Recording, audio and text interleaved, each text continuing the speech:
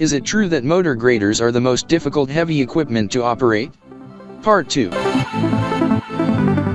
Let's look at some motor grader operating guidelines to help you get the most out of your machine after you've mastered the fundamentals.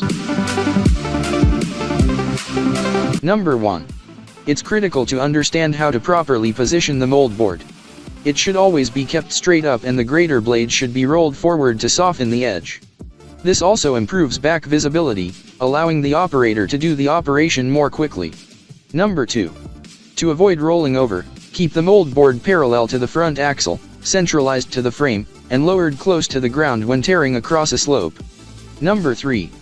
The mold board of a motor grader can be modified in a variety of ways.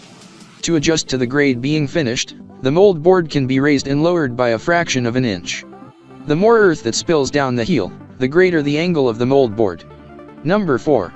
For light and free-flowing materials, mold board angles of 10 to 30 degrees should be utilized. For moist and sticky materials, greater mold board angles of 30 to 50 degrees should be used when mixing big windrows and ditching is required. Number 5. When operating on steep slopes, the motor grader should never be articulated because the grader can roll over, causing serious bodily harm or death. Number 6. When cutting out washboards, articulating the rear frame toward the toe of the mold board by 2 to 5 degrees helps lessen the tendency of motor graders to bounce. Number 7. When using the ripper, drop the teeth into the ground while moving the grader.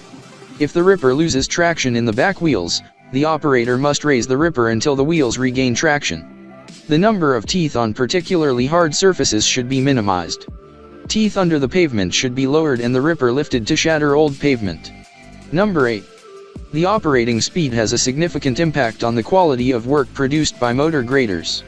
As a result, for maximum production, the machine travel speed should be kept as high as possible.